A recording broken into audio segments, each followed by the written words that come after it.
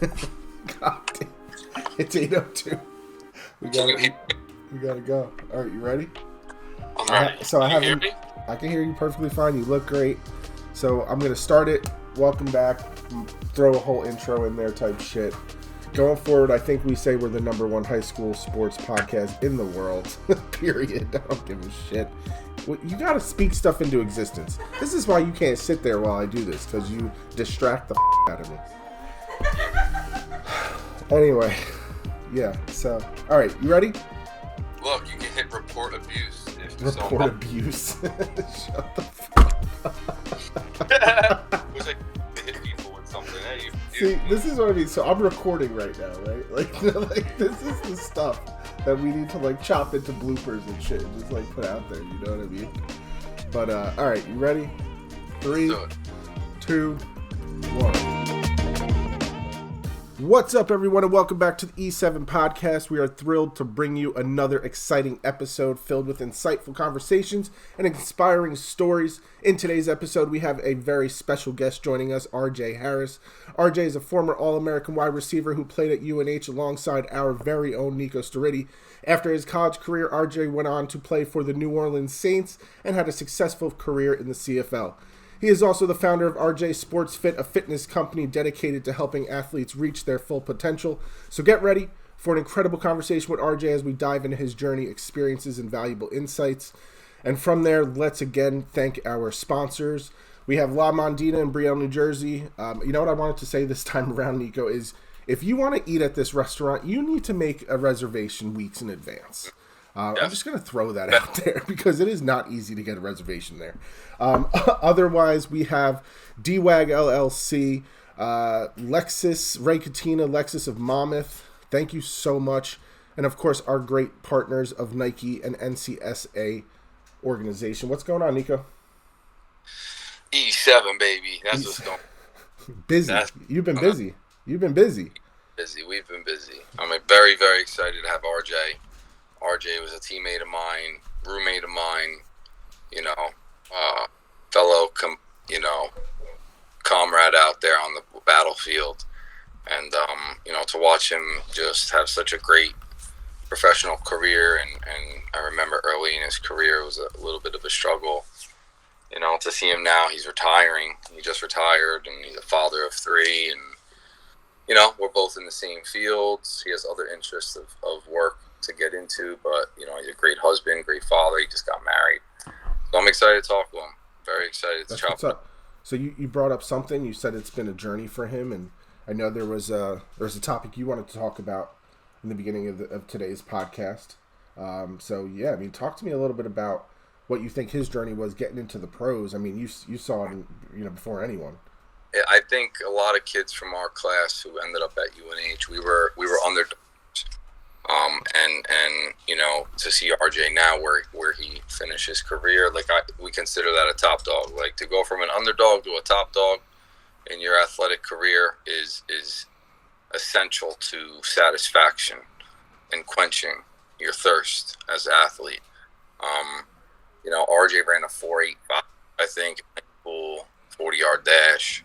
He was one of the best receivers in Maryland, in terms of stats and competition, playing in big-time games. But it was very difficult for him to showcase and let people know what he could do because he was always measured off of his 40.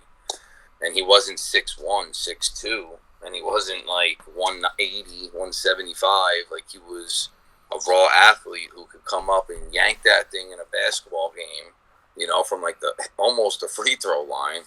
And he was out there making plays in football. So UNH snagged him up. They got very lucky to snag up RJ Harris. There was other schools that wanted him. Old Dominion wanted him. But Old Dominion had other guys higher on the board. That's how overlooked RJ Harris was. And then obviously, dude, it's the phrase of the century. For centuries to come. Cream of the crop, rise to the top, and with RJ, watching him practice, he was stepped into a good position, the slot position our true freshman year, kind of was in a tough, there was a really key guy there, and they were kind of developing RJ with a lot of reps with the 1s and 2s as a true freshman. He never played a team in his career. That's why I call him Star J Harris. RJ never played a scout team in his life. I played for 2 years. You know what I'm saying? Like, because the depth chart, and he was a dog. Like, he could play. He was ready to go. But his redshirt freshman year, that's when he was the starting slot, and he was, I think he was first team All CAA as a freshman. I don't even know. But he was that was it. RJ took over the CAA. He took over FCS football, and he underdog coming out of UNH as a top receiver in the FCS. He was still an underdog, undrafted. Showed up at the New Orleans Saints camp, had a hell of a camp, making plays left and right with Drew Brees throwing the ball. But it was between him and Willie Snead. And there was other people that they needed in their depth chart too. So that's the game, and that was a tough point for him. I remember that very, very clearly. He thought he was just going back into the world to get a job. Yeah. Like he hit a wall a little bit. And I was just like, dude, you're good, bro. Like you're gonna be fine. Like you're gonna get back to it. You're too good. Like you got range. It's definitely tough, right? I mean, at the end of the day, mental health in sports, is super important, and it's definitely something that I want to talk to you about. I mean, you have, definitely a background with some mental health in sports. And, one of the things I want to dive into with RJ is his life after football, right? You said he just retired. So what does that look like for him, right? He has his fitness and all that, but I want to ask you before he comes on, what has your life looked like since the end of UNH, since the end of football for you? I mean, 2014, the fall of 2014 was my last season suiting up. So this upcoming fall will be almost 10 years. So my life changes. But the thing with RJ, he's got his kids, his wife. Like he's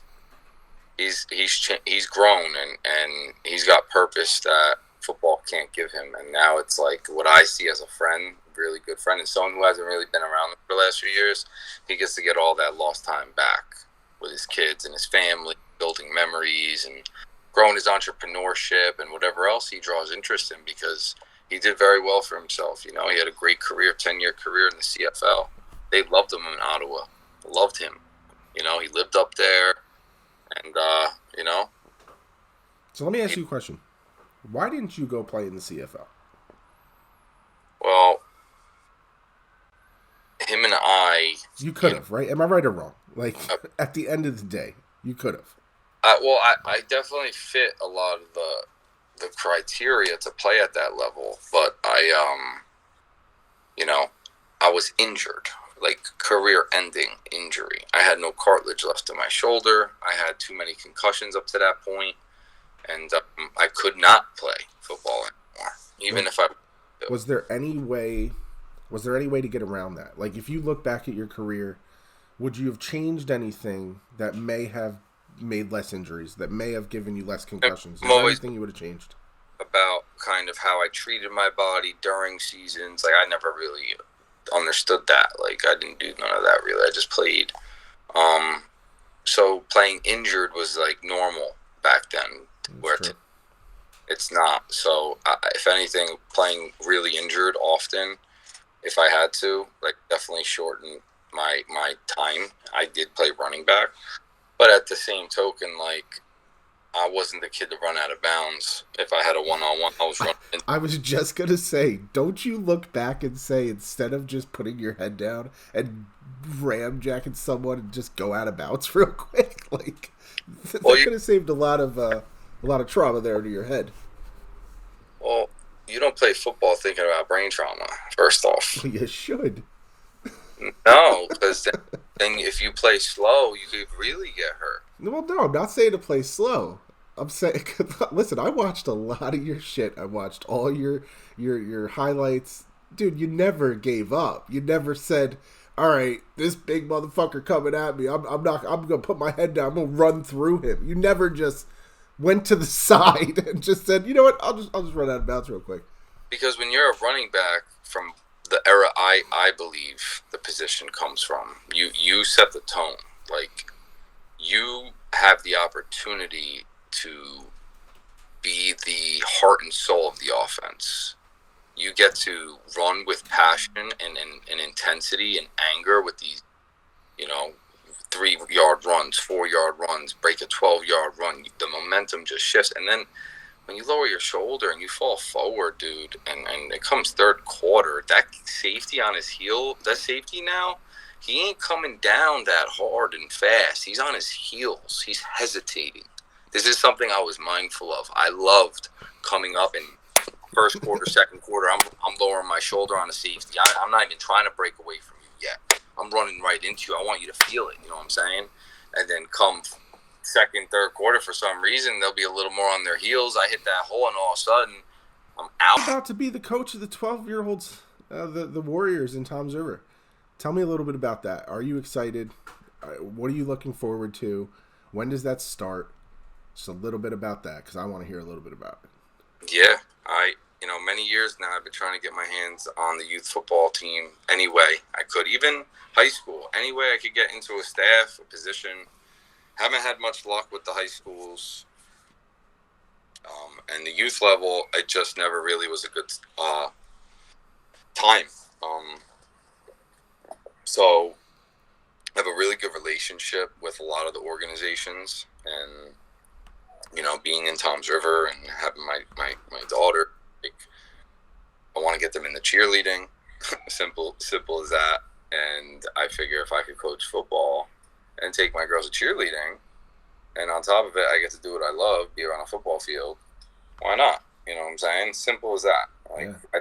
I want to be more involved in my community. I'm already coaching a lot of kids, and I need to get to the masses of people, and the youth, to me, is the best space to start, because they're passionate and they have a lot of dreams, and I'm a dreamer. I'm 31, turning 32, and I'll never stop dreaming. I'm gonna dream forever. And live through these kids, man. Live through these kids. Well, not living through them necessarily.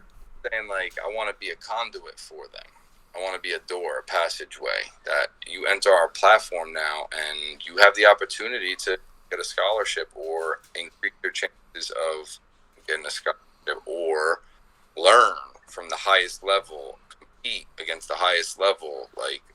We watch a lot of these companies and leagues, and they got a lot of really good players, and they have a lot of different angles from the footage, and it looks great, but we're the only 7v7 league with our own rule set.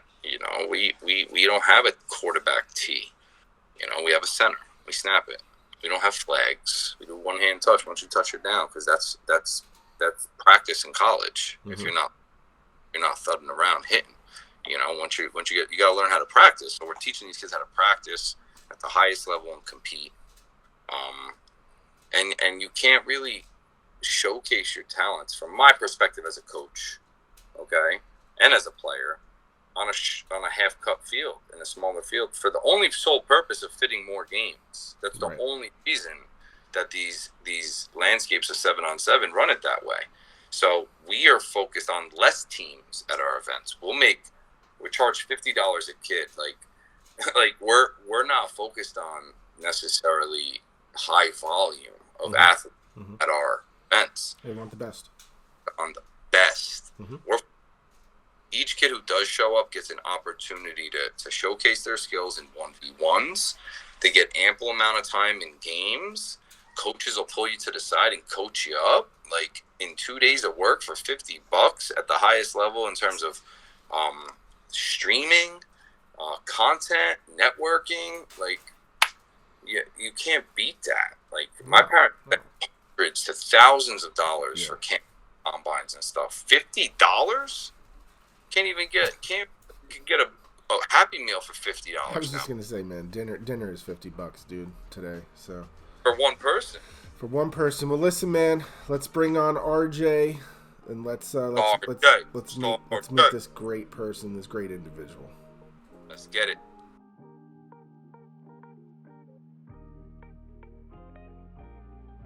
Ladies and gentlemen, please welcome our esteemed guest, RJ Harris, to the E7 podcast. RJ is an exceptional athlete and a true inspiration as a former All-American wide receiver. He made waves in the football world during his time at UNH.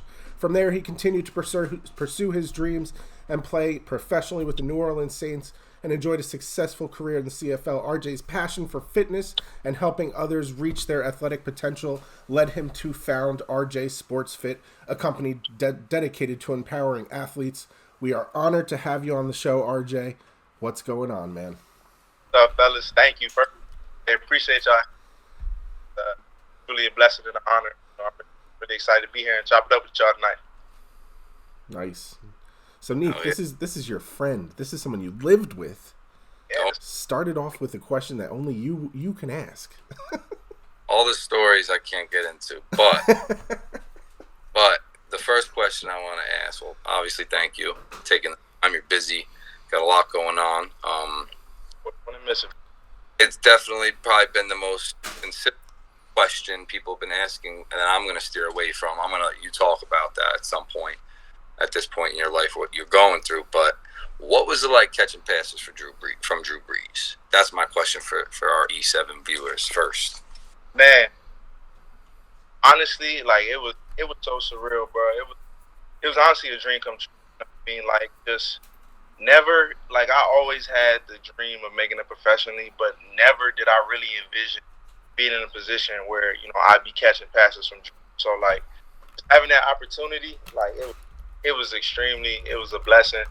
I was really, grateful and excited to be in that position. And like, it took me a long time to realize like that was my teammate. Like how it is. Nick coming from New Hampshire, from the dungeon. Like we had a couple guys that made it. We had the Corey Grahams, guys like that made it. But Santos himself, like we weren't really putting out guys year in and year out. So. Just being one of the guys to be able to represent for UNH from a small school and then get into a position like that, where I'm with guys like Drew, Brandon Cooks, Marcus Colston, like, legends, Hall of Famers. Like, it was really surreal to be just, a little dude from the 603 and just be in that position. So, I was really, humbled and grateful to be in that position. And it was humbling. It was dope for sure. Well, I got a question for you. I mean, again, this podcast and what we're doing here at Elite 7v7 is about high school athletes trying to get to that next level. So for you going through college at UNH and getting to the next level, what were some of those challenges you faced when you got to that next level that you weren't expecting? And how'd you deal with them? I mean, the biggest challenge for me, once you get to that collegiate level and you start playing and you're making plays, the transition, like everybody at that level is good. Like you're going to meet athletes from all over who are talented, who are fast, who are big, who are strong. The biggest challenge is the mental. That's the biggest hurdle that you'll have to overcome. Like they're going to challenge you so much mentally because, like I said, everybody is capable at that level. Like I said, everybody's big, everybody's fast, everybody goes somewhere to train to become fast, become stronger.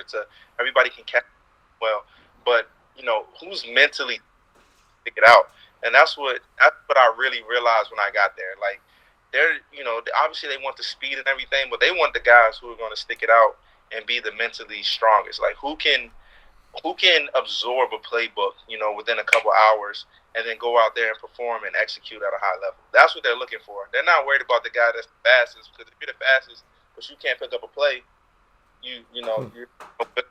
so they want to challenge you mentally. They want to put you in stressful situations mentally to see how you respond. They want to throw 40 plays at you, in the morning and have you go execute them in the afternoon just to see how you respond. Obviously you're not going to be able to do them all to the best of your ability, but they want to see, when you're in situations, how do you respond? How do you, perform with that stress on you? And that's really like the biggest hurdle that I realized that I had, that mental challenge. Once I was able to realize that, that's when I really was able to hit the ground running and, extend my career to the 8 years that I was able to, because mentally I was sharp and I understood what they were looking for. And like I said, that really extended my career the time that I had. That's awesome. Great response, yeah. Think of that that combine video of the wide receiver with the coach coming up to him saying, like, everyone know what you got, man. You know? Yeah. Coach, tell me. Yeah. I saw that. I forgot his name. The dude, he ended up getting drafted to the Giants, right? If I'm not mistaken. Yeah, but it's fuel's coming everything. Say again?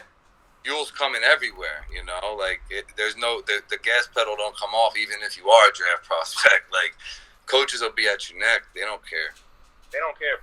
They don't care about that at all. Like, I was in a situation where, you know, and I was the rookie receiver, and there was no draft picks for the Saints that year. You know, there was a bunch of undrafted free agents, and I just had to come in and compete. And you know, they drafted a couple DBs. You know, they drafted guys on defense, and there was a bunch of undrafted free agent rookies. You know, trying to make a name for themselves. But again, they don't care about that. They don't care what school you come from. They don't care if you come from New Hampshire. They don't care if you come from Alabama. They just want to see you get there and compete. And you know, that's what like. Me and Nico always said, you know, cut from a different cloth. Like, it didn't matter. It's so funny hearing that, RJ, because I've heard him say that a million times. Like, that's literally his slogan for his other company. And it's funny you say that. I want to ask you real quick, because you played with Nico. Yeah. What was it like playing with Nico? And what is something that kind of maybe a quick story that sticks out that you could let our great viewers hear? I mean, like Nick said at the beginning, you know, some of these stories we was going to save for another. One of the funniest stories that I have for Nick goes back. Like, you catch me off guard, but this just really sticks out. Who we were playing, it might have been Fordham. It was a playoff game. We had a trick play. In, and like Nick, he was the type, like, if you give him opportunity, he's just going to take advantage of it. And we had a swing play to Nick, and he got the pass, and it was a double pass. He had to me, and I was triple covered, and I saw it. I was like, all week in practice, it had worked perfectly. You know, touchdown, and somehow they were on top of it, and you know, Nick still threw it. He threw it up, and I actually caught it. I made it, and I'm like, yo, Nick, what are you doing? He like, you down there? I'm throwing it. So then we get to the interview. You're the best receiver in the country, right? Catch it. After the game. And they asked him, like, Nick, what was you thinking? And Nick literally said, I mean, we got All-American there. I'm throwing the ball every time. Like, that's my boy right there. Like, he had the ultimate faith in me. I had faith in him, you know, to make that. No doubt. We were head-topping before we knew the word existed, bro. Exactly. That existed. And I had, not just on the field, like, off the field. Like, we saw each other's energies on the field. I knew if I just I threw him another touchdown pass, like he over the top of an NFL safety. Donnybrook, right? No, D. Marlowe, JMU. Donnybrook, Cheeseburrow. I threw him for Cheeseburrow and over D. Marlowe. Like, and I'm not talking like he had to like put his foot in the ground and like come back. He was like making sure he wasn't getting tackled, and that thing landed in his belly. Shot. That's the type of connection that we had on the field. Like, he trusted me. Like, he didn't care. He was throwing it up. And, like, that just goes to show, like, when you have action, you know what I mean? You form that on the field, it goes an extremely long way and pays, you know, major dividends. So, this is the key. Now, this is the key for these kids in this generation. Tell everybody how you and I competed against each other for 5 years in all facets of our friendships and football friendship.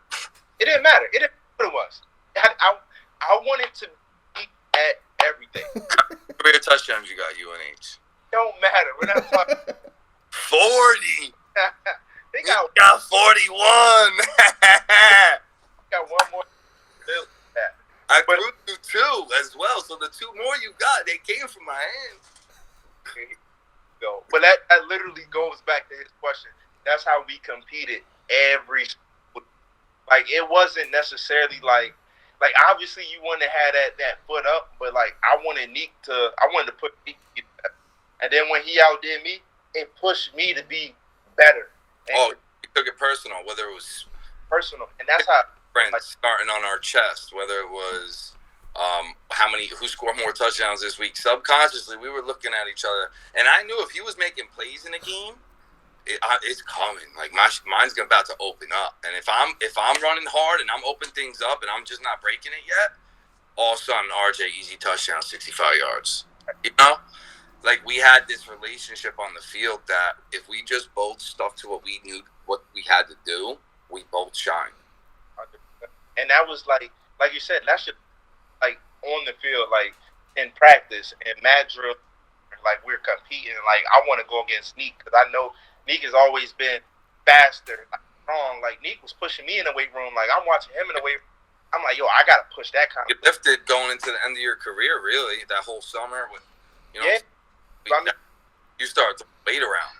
Us living together, you know what I mean? Like we competing at all times and all facets, and that really, you know what I mean? That really pushed my career, got me started to that. I'm not gonna say I was complacent, but like, you know, Nick really set the bar for me to give something to chase after, you know, and that really was the epitome of our relationship for 5 years. Like he wanted to be the best, I wanted to be the best. I wasn't gonna let him be better than me, and he wasn't gonna let me be better than him. So that every single day. I mean, if we were in the house wrestling, like it didn't matter. Like, tell about. Oh man, we can't go through all this. We broke in a few times. We were chasing each other on top of cars in a parking lot. Like RJ. Oh, listen. It's like sometimes in life, the universe just puts people in your life in certain moments that you just need, you know. And for me, when I look back at my whole career and I think about my like number one like moment, I got a lot on the field. Whether we're calling that one dude at Central Michigan, remember? I do. That was the game I broke my hand too. Fat Albert or something. We was I was like, hey, Nick, don't this dude look like Fat Albert? The whole defense was laughing at our joke at their DM. And he's sitting there like this. Yeah. RJ was making fun of him so bad, and I'm like, no, he kind of does. We weren't used to them TV timeouts, you know what I'm saying? Like, right. We come from UNH, now we're at Central Michigan TV timeout. What's that?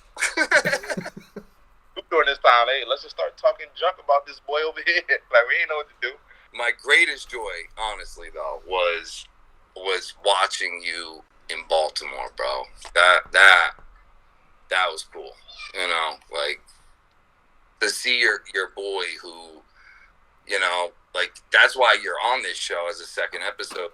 We were underdogs. Like when we went to other schools, William and Mary, Delaware, Towson, and maybe you got a scholarship from Towson. I didn't, but our coach would ask us, "Yo, who here got a scholarship from this school?" And like very minimal hands would go up. You know, like RJ and I were those people.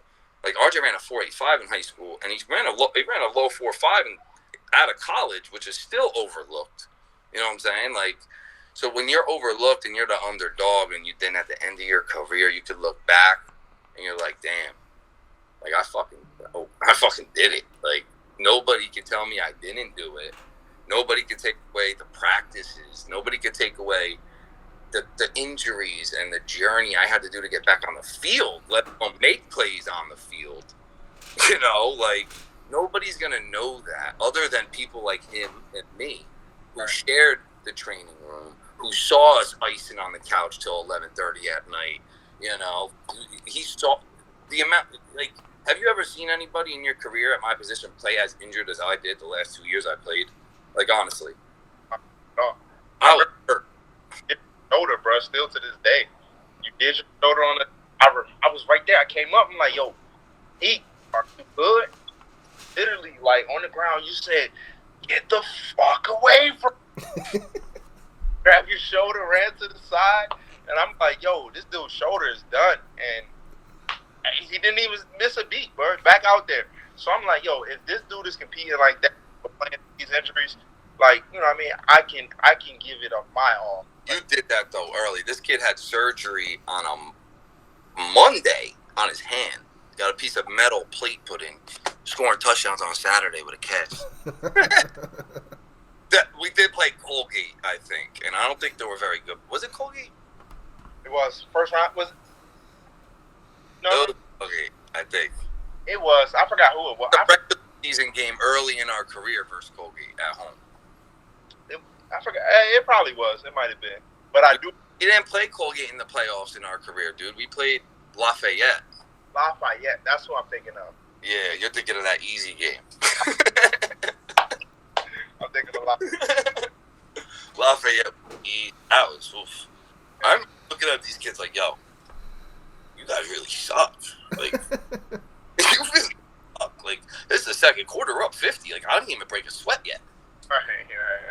Nah, but yo, listen, out of it all, man, between the Baltimore Ravens game, watching you, the drills, all of it, full circle, you're a father, and now, like I said, the retirement, that's not something I want to have huge, discussions on, but for kids now who are the underdogs and they have a vision of becoming something, and now you're in it, like you did all that. You were the underdog, you became the top dog, now you're becoming the dad dog full time. What do you have to say to these kids who they really want it, but I don't think they're being mentored correctly, and along your path, you had a lot of obstacles where you may have been very similar to some of these kids. Yeah. But the universe brought you mentors. For sure. Being, like, if I can go back, now, I can look back and say I should have. But now that I went through it, that's that you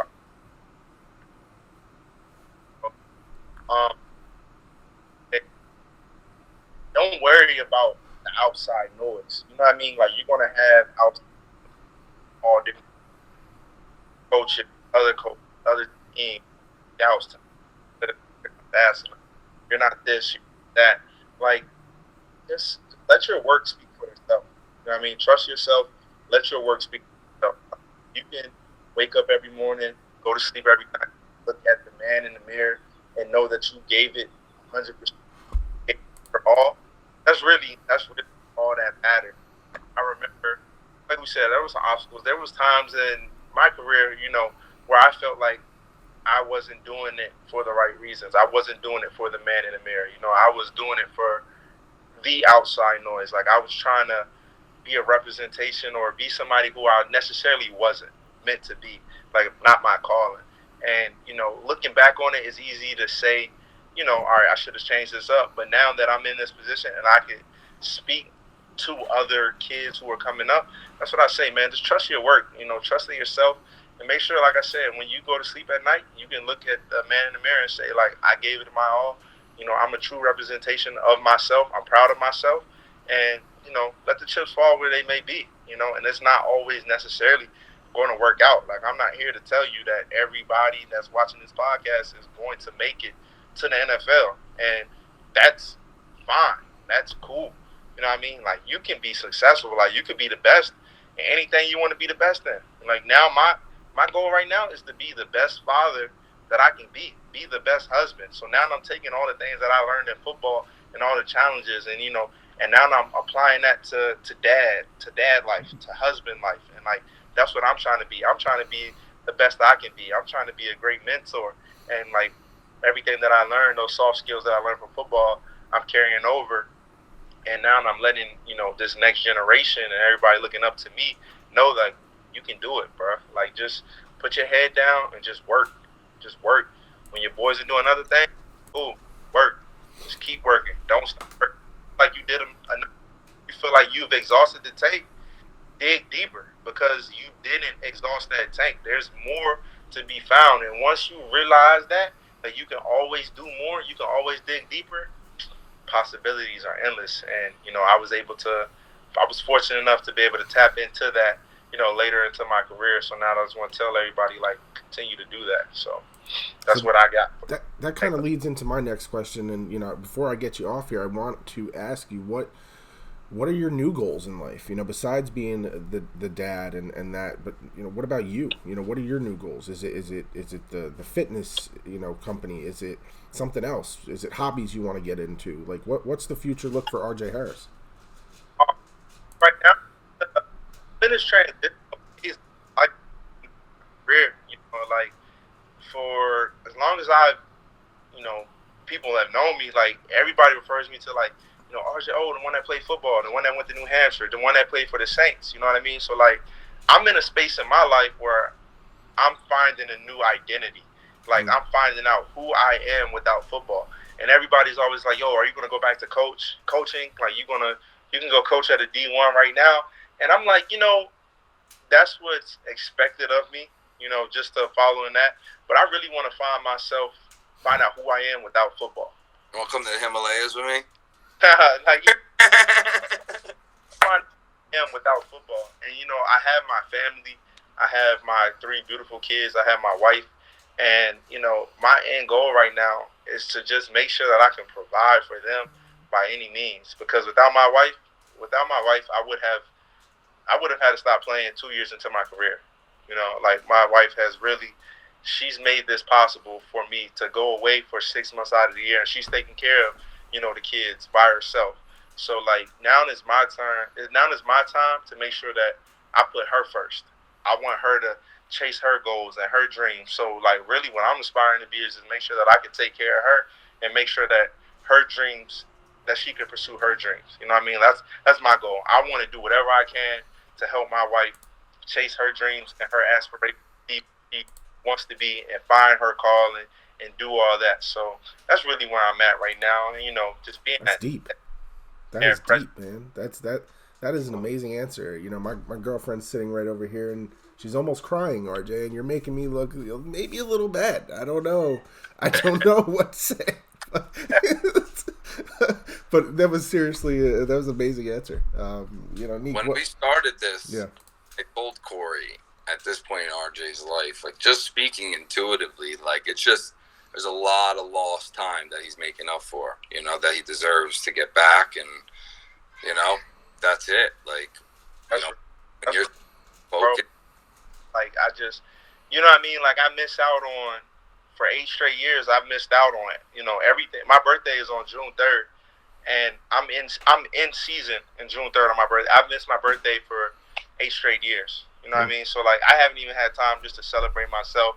I miss summers with my kids. I haven't enjoyed a summer with my family and my wife. So like those are the little things that I'm looking forward to. Some things that people take for granted. Like they know the summer's coming, but like I know when my summer gets here around April, May, I'm gone. I'm all football. So like I'm appreciating those little things, like a quick trip to the beach. Like everybody does that just door, baby. July 8th, we gotta get you out here. I'm still trying to throw hands with you, Nick. It don't matter. One time in the box, you ran away. That's another. He took the gloves off and everything. He was like a little brother, all mad. Like, Mom, someone got to beat this boy up, so I can't. That's what Nick. That's really what I'm looking forward to, bro. Just taking advantage of those little things and making up for that lost time. That's really important right now. So absolutely. That's just a real transitional space, and to them kids too. Like plan for this. Plan for this transitional space. Like football don't last forever. You are going to be. I don't care who you are. Even Tom Brady. You know what I mean? Tom Brady. He was home with his family for a couple months, and he was like, "Oh, I got to get back to football." You know what I mean? Like you got to plan for this. Like it's real now. Like so. Like brace yourself. Like it's coming for everybody. I don't care who you are. I don't care if you play 12 years, 13, 15 years, 2 years. I mean, point. When I first stopped playing, I'm sure like it was tough for you guys watching all the crazy stuff I was going through from afar and having to do what you had to do. I was no good. Like I couldn't balance at all. Tough, bro. It's tough. I mean, that like I said, that's who we are. You know what I mean? Like, hey, Nico, Tom's River, the Steriti brothers. You know what I mean? Like, that's who you are. That's who you've grown into. That's your identity. So then when you don't have that, it's like, who am I? Like, and that's where you have to find yourself and like find out what you like and find out your purpose in life outside of football. And, that's where I'm at now. And it's a journey, but it's a blessing. You know what I mean? I'm finding out things about myself that I never knew. And, Mental Health Awareness Month. You just made me think of that, Shout out to Mental Health Awareness Month, If you're thinking about anything crazy, you're feeling crazy, talk about it. You know, there's men out there, there's women out there, there's friends out there, there's people out there that'll listen, and it goes a long way. So just talk out. That's it. That's the first. Just talk out to anybody. It doesn't matter. Gotta cry. You don't gotta scream. Just tell somebody what you're thinking. Don't hold it to yourself. It's not all up to you. You know, no one fights alone. That's the hashtag I was going for back a few years when my friend passed away from suicide, Eric Maricheski, and then I was supposed to box. I was training for a fight, and I couldn't continue because concussion symptoms. I got punched by a 19-year-old in a sparring match. Kid winded up winning the diamond gloves, though, the golden gloves. Heck of a fighter. But my point is, you know, a lot of these conversations we're having and a lot of the things we're talking about, it leads to that. You know what I'm saying? So if us as men, right, parents, you know, people who are trying to do great things in the world, help people, you know, I think the bullying and the mental health and the mindfulness is something from our generation that has to be really pushed more on these platforms, you know, because a lot of kids, they really do struggle today way more than we did. They really do. I see it firsthand. I'm sure you do with the kids you work with. You know, this bullying and, you know, just image and all that stuff. It's changed, you know. Kids today, you know, they've changed. Souls are different today. They're coming out like super intelligent, super creative, you know. So like everyone out there, you know, just go find your outlet, you know. Go for a walk, go for a run, throw rocks at the ocean. I don't know. But do anything to keep you here because there's someone that cares about you. At least we do. Absolutely. And so listen, before we get you off, RJ, tell everyone where we can find you, you know, where you're located, stuff like that. Tell us a little bit about, where we can find you and follow your journey after football. Yeah, I appreciate it, man. Like I said, you can follow me on social media, all platforms, RJ_Harris15. You know, from there you'll be able to link to my training page, RJ8 Sports Fit. You know, train like a pro on IG, on Twitter. You know, just reach out. You know, even if you're not looking to train, if you're not in the area, I'm in Maryland. You know, I'm in the DMV, just outside of Baltimore. But if you're not in the area or close, like shoot me a DM. You know, I'm doing things on Zoom. You know, I'll hop on podcasts. You know, I like kicking knowledge. I like just spitting facts. I'll sit down and talk to somebody on the phone. It doesn't matter. Like when I got the time, you know, like I feel like this has really been my calling, like taking my knowledge and giving it back. So we feel so we respect everything you do, bro, and that's why you're the second guest we've had. We brought our MVP on for our first episode from our first tournament. We didn't even talk about 7v7. That's how great this podcast is, because there's no need to. We're here to develop football players, not 7v7 football players. Absolutely. 7v7 is just a platform, you know. So, Ron, love you, bro. Send the love to the fam. Anytime you want to come to Jersey, here. And anytime you want to come on the pod, man, you let us know. Maybe next time we'll shoot the shit for an hour or two, you know, because I can tell already that we could talk for a little bit here. We could do a wide receiver podcast. Get a little whiteboard in the background. You start teaching guys around routes. Oh, bro, pitch them ideas and I'm on. Like we can I can keep this going for, you know, like you said, hours, bro. But just, you know, I really appreciate y'all, you know, let me have this opportunity to, you know, and I hope everybody that tapped in enjoy, have a good time. Like I said, reach out to me, RJ_Harris15. Train like a pro. I'll holler at y'all boys, man. Appreciate y'all. RJ Harris. Thank you, my man. RJ Harris. Thank you so much, man. Love, bro. Peace. Love. Perfect. That was awesome. Dude, he's an awesome person, man. You're gonna be able to sit there and meet some fantastic people, bro. Yeah, absolutely. To witness this, because these are people who really know me. And I can't wait to expand on that and get, you know, more professionals in here and people who've been through it. It's interesting to hear. You know, when I asked him the question about like what were your challenges, and for him to tell that it's in the NFL, it's all a mental game, was surprising to me, right? I'm not the guy going into the NFL. I didn't play collegiate sports, so to hear that is like, wow, you know, it's always mental. Everything's mental. So it's cool to hear, man. He's definitely an interesting person. He's got a bright future ahead of him, man, no matter how you look at it. I'm telling you, like, we were our first time meeting each other, like, it was freshman camp. You show up as a freshman. The first day you show up, you check into the dorm, and then you go to the field. I don't even know if we check. Yeah, we check into the dorm first, set your room up, and then go down to the field. And, like, as a freshman, they put you through field work on the first day. Field work, you know? And, like, RJ was ready to do these things called 110s, which is a conditioning test that they give to the upperclassmen when they come back for camp. You run 16 of them. We came in freshmen. We weren't supposed to run 110s. That just wasn't for freshmen, you know? RJ's asking to run them. I'm like, yo, shut up. We're both freshmen. I'm like, yo, shut up. I ain't trying to run those. Later that night, we're playing college football, NCAA in the dorm rooms, and I'm just whooping up on everybody. And then I get to play him, and I'm whooping up, and I'm talking smack, and, like, he's looking at me because we don't know each other yet, you know. And he's looking at me, who's this kid talking? Like, who is this kid talking all this? He was so mad. From there, bro, that's all she wrote. Like, the way he played the game, the way I played the game, the way we went about working out, the way we went going out, the way we went about having fun. Like, we were on just the same. We always looked out for each other. You know what I'm saying? Like, if something was happening to RJ, like, my antenna went up and I was looking for him and I had to grab him and, like, make sure he was good. Same thing, vice versa. Like, I don't know how that happens. Maybe it was just a special thing at our university. You know, at UNH, a lot of people say we have special people there, but, you know, RJ was a roommate of mine for many years. So when you're roommates, you know what I'm saying? Like, in 5 years we were there together. So, and now it's almost 10 years, 8 to 10 years after the fact, and he just finished his career, and we just sat here, and honestly, it was ageless. Like, I felt like it was me and him shooting the crap again back in college. I can't, you know. Of course. Time's gone this fast.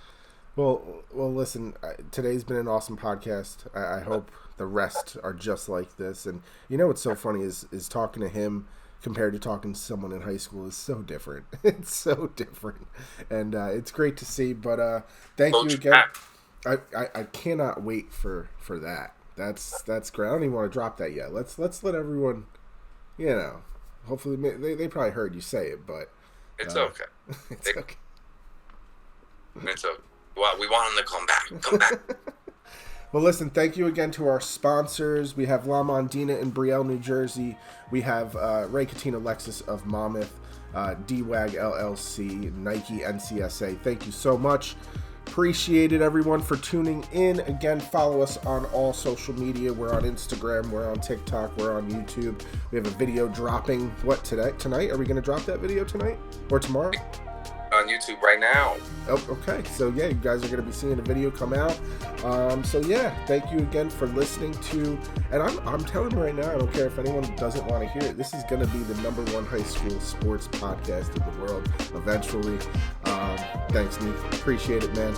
I'll talk to you soon. Peace.